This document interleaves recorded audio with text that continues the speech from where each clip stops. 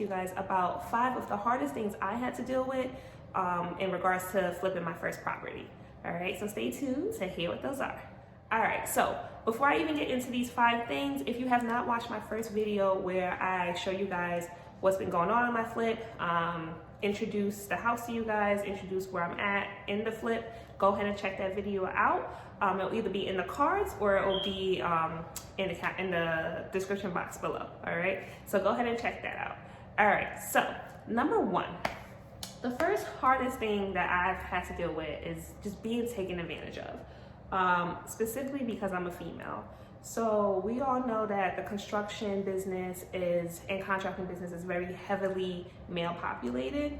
There's not that many females, and that just goes with it because, you know, it's a very labor intensive thing and a lot of females don't get into that. So when people see me, I'm a small female. I'm about 5'2", 140 pounds, you know, small female. Well, I used to be 130 when I first started. So, you know, small female, petite, short girl, you know, don't look like she know much. All right, so it's easy for them to take advantage of me. And I'm really humble in the fact that, like, if I don't know something, I don't pretend to know it. So I would ask questions, or I would ask what's their opinion, and that really kind of got me into some shitty predicaments at some times because being honest, you know, then they just see a way to take advantage of me and they would try to do that. So I would definitely say that's my number 1 thing. It's just been hard being a female in this, and this kind of transitions into my number 2, which is just like not being that knowledgeable about the trades, about construction, about the labor that goes into the job. That's been difficult too, because then you really don't know if something's been done correctly or been completed, and that ended up costing me a lot of money in the long run. So now, to combat that, I make sure that I research a lot more.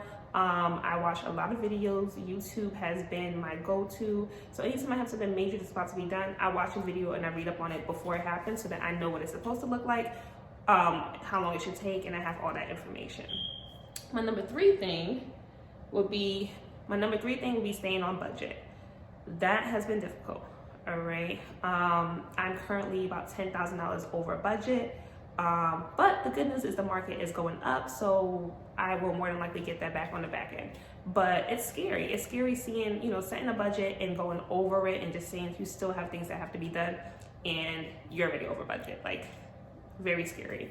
That's why a lot of people don't make it or don't continue, because they end up breaking even or losing money. And, you know, I'm not gonna lie, that's a thing that could happen if you're not careful.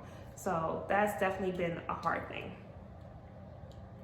Number 4 has been finding good contractors. Oh my God.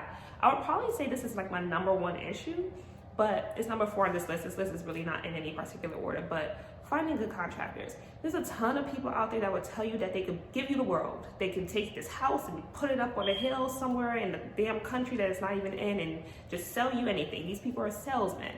But when it comes down to it, a lot of them don't know what the hell they're doing. All right, a lot of them are lazy. A lot of them say they can bring in manpower, but really can't. Say they have tools, but really don't. Like, there's just so many things that can go wrong and usually do with contractors. But if you find good people, you're golden, all right? My mentor, he has found a good crew and has been able to actually make that into 3 crews, and he flips houses and bangs them out with no problem because he has good men that know what they're doing and do a good job. So your crew is really what can make or break your project. So finding good men can be difficult, but it's not impossible. It just requires you to be, I guess, a little bit more like less lenient, right? Like, if you see that they're not doing something right, approach them on it, and if they don't correct it, then get rid of them. I think part of my issue has been, I think, giving people chances, and you can't do that. You got to be more cutthroat. So that's definitely been a challenge. And the 5th hardest thing I personally had to deal with is stopping break-ins from happening, okay? My house is in Baltimore. Now, Baltimore is not all bad, you know, contrary to what TV may make you guys think. There are a lot of great parts of Baltimore. This neighborhood is actually a decent neighborhood, but being that it's a vacant property and people know it's a vacant property and they know that work is happening, people trying it. All right, I've had, I think, 5 break-ins today, which is a high number compared to all the other people that I talked to that are in my group and that are also flipping. They may have had 1 break-in. I've had 5. I think it's been 5 different people too on top of that, so that's been crazy. But I've had to take different precautionary measures each time, and I learned from this that I will do that in the beginning, right? So I didn't have my windows boarded up in the beginning. I did that after like break-in number 4. So, you know, all the windows got boarded up. I would board up the front door, and since I did that, I also installed 3 cameras, an alarm system. Like, we are ready right now, okay? So I definitely wish I would have did these things in the beginning, but lesson learned, and I know for the next house that I'll make sure that everything is boarded up and secure, and I have my security system from the jump. So that won't be a problem again. All right, y'all, so that was my 5 hardest things that I've had to deal with renovating my first flip. I hope that you guys found it informative. If you have any questions about any of it, let me know. Don't forget to go ahead and hit that subscribe button below, and give this video a thumbs up. I'll see you in the next one. Bye.